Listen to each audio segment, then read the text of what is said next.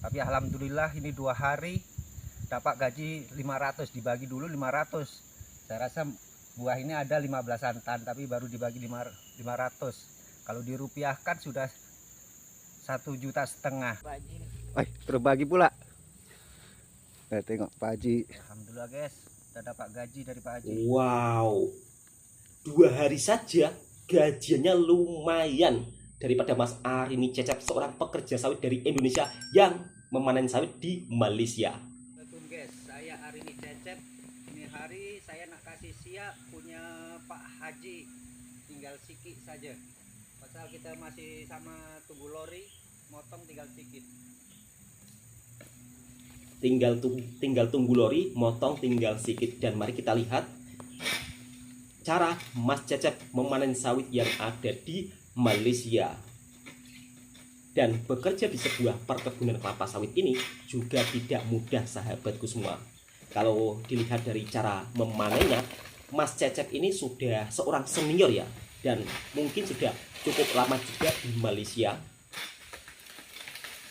Karena untuk memanen buah sawit ini juga ada tekniknya tersendiri, tidak asal-asalan.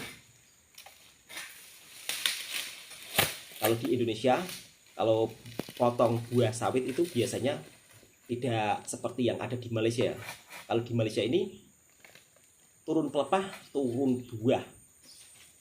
Pastinya setiap negara punya cara yang berbeda-beda. Kalau saat musim buah, memang biasanya para pekerja sawit yang ada di Malaysia ini juga ketiban rezeki yang amat sangat banyak. Biasanya sang tuan kebun itu akan memberikan upah per buah dapat berapa, ataupun satu tannya dapat berapa. Menurut cerita daripada teman-teman saya yang bekerja di kebun sawit Malaysia ya. Jadi kita juga jangan melihat gajiannya yang begitu sangat besar. Tapi sebelum mereka mendapat gajian yang besar, mereka ini dulunya juga perlu proses belajar ya. Cara memanen sawit, terus kemudian cara angkat buah sawit. Kalaupun orang yang baru pertama kalinya datang terus bekerja di perkebunan kelapa sawit yang ada di Malaysia, tentunya juga tidak mendapat gajian yang cukup lumayan banyak. Pastinya mereka juga akan hanya mendapat gaji basic Rp1.500 per bulan biasanya. Dan untuk sahabat-sahabatku, bila ingin bekerja di perkebunan kelapa sawit yang ada di Malaysia ini, caranya sih cukup mudah. Jadi silahkan daftar di PT-PT terdekat yang ada di kota sahabatku semuanya. Tapi sebelum merantau untuk bekerja di sebuah perkebunan kelapa sawit, kalian juga harus pikir matang-matang. Sebab biasanya di perkebunan kelapa sawit ini jauh dari huru hara atau keramaian, dan biasanya tinggalnya pun juga berada di tengah-tengah kebun. Jadi tidak ada keramaian yang mungkin kalau kalian tinggal di kota, kalian bisa nongkrong-nongkrong, ngopi-ngopi saat malam. Tapi kalau sudah bekerja di perkebunan kelapa sawit yang ada di Malaysia, ya pastinya tinggalnya hanya di dalam kebun dan berdekatan dengan hutan. Kalau pokok sawit tinggi-tinggi macam ini, pastinya yang kerja pun juga cukup agak lumayan penat ya, dan membutuhkan tenaga yang lumayan ekstra.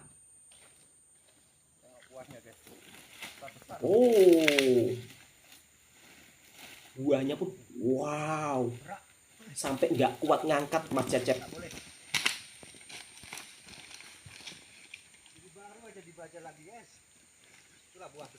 Oh, bajanya cukup ya, sehingga buahnya besar-besar.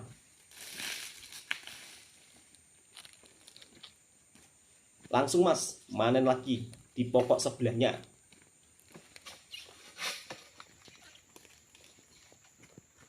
Ini kalau tidak senior, pastinya tidak akan bisa. Kalau untuk pemula, pasti agak capek, karena tengok, alat untuk memanennya pun juga begitu sangat panjang dan pasti tidak akurat.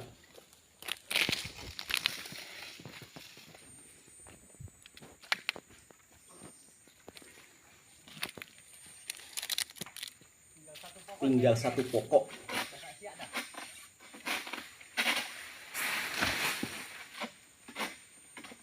butuh skill khusus.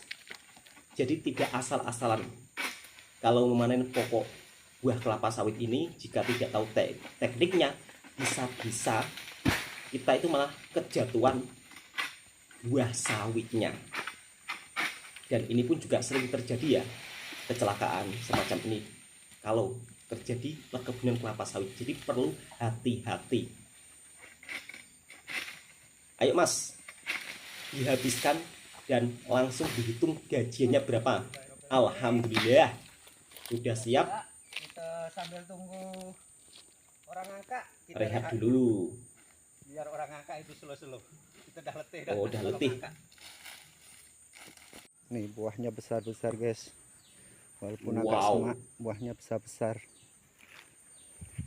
Tempatnya rata, jadi ini lot 18 ekar, boleh siap 2 hari. Tempatnya rata, nak tolak senang. 18 hektar. Pokok pun belum tinggi mana, baru kurang lebih 20-an kaki. 2 hari selesai. Wow, hebat banget Mas Cecep ini ya. Tengok buah dia, biji dia pun kita kutik bersih juga.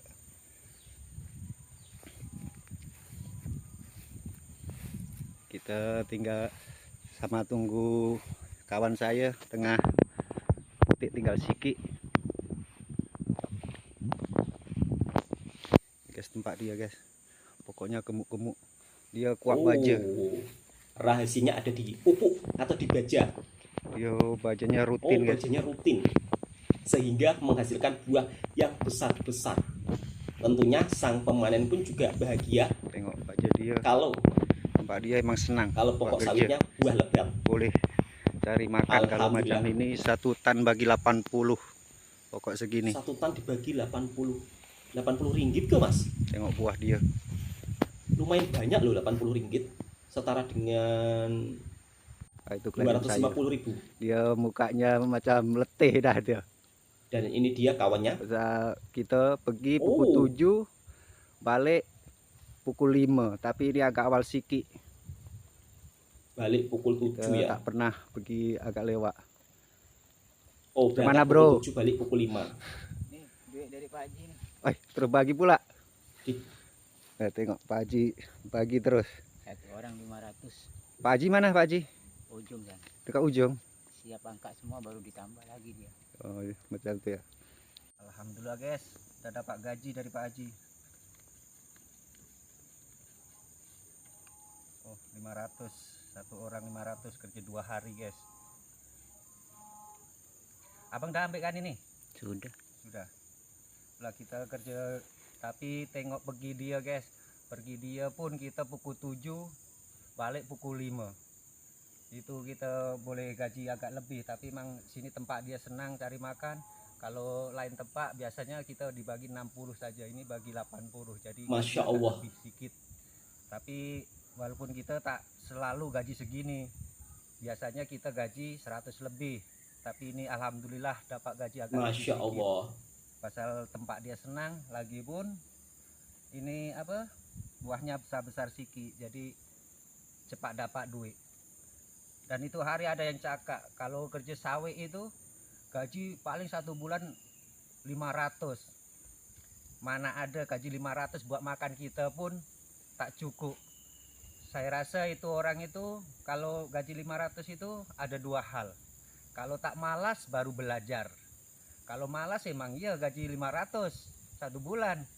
Lagipun kalau masih belajar saya kemungkinan juga, pasal dulu saya waktu masih belajar pun gajinya 1 bulan itu dapat balen 250. Tapi alhamdulillah sekarang sudah tahu cara-cara dia motong. Sebulan sekurang-kurang 3.000 macam itulah, sekurang-kurang itu. Pasal kita tak tentu kerja, kadang banyak kadang sedikit. Itulah kita jadi dapat gaji agak lebih. Tapi alhamdulillah ini 2 hari dapat gaji 500, dibagi dulu 500.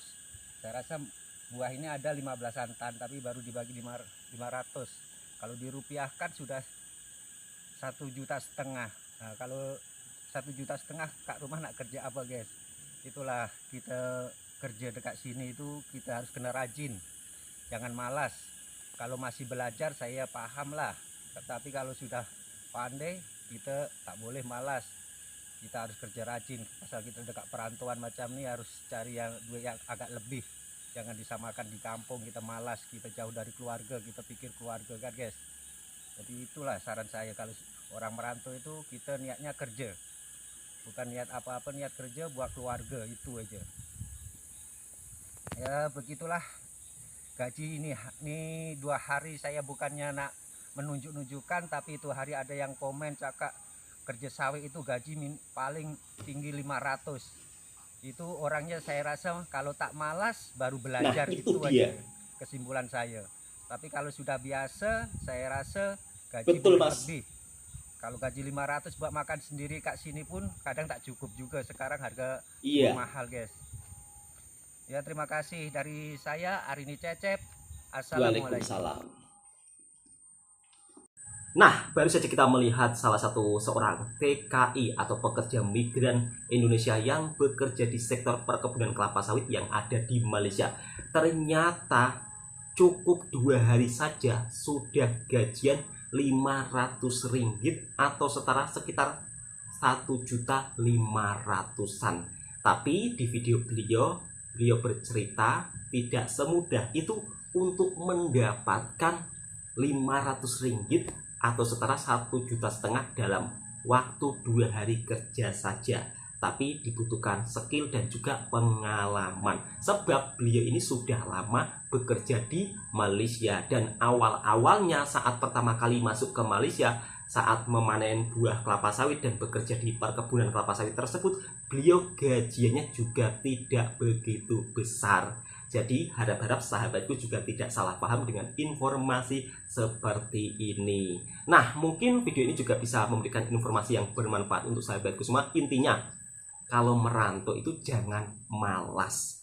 Dan bukan hanya merantau saja. Kalau kita melakukan pekerjaan malas dan akhirnya pekerjaan tersebut menghasilkan kualitas yang tidak bagus, ya tentunya bos pun juga tidak akan terima kita dimanapun kita bekerja. Jadi pada intinya kalau kita bekerja dimanapun harus rajin.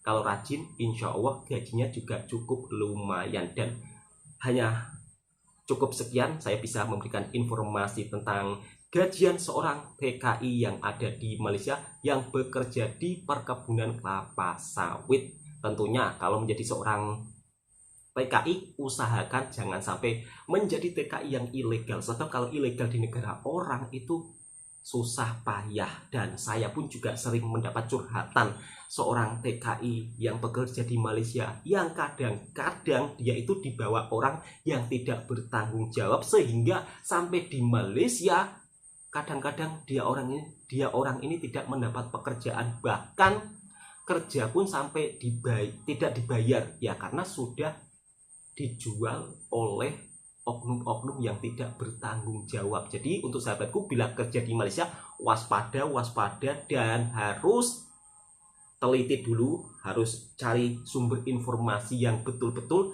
jangan sampai diajak iya mau langsung ikut. Takutnya nanti kalian sudah masuk ke Malaysia, takutnya ditipu oleh orang yang tidak bertanggung jawab. Cukup sekian, kiranya sahabatku suka dengan konten Bang Toha Reaction, silahkan tekan tombol merahnya, subscribe, like, komen, dan bagikan ke sahabat-sahabat Anda. Dan intinya, setiap perantau ini mempunyai nasib yang berbeda-beda, tidak sama. Dan beruntungnya Mas Arini Cecep ini, Masya Allah, rezekinya di Malaysia cukup lumayan banyak. Semoga Mas Arini Cecep ini sukses. Dan kiranya sahabatku ingin lihat video originalnya, ya langsung lihat di channel Mas Arini Cecep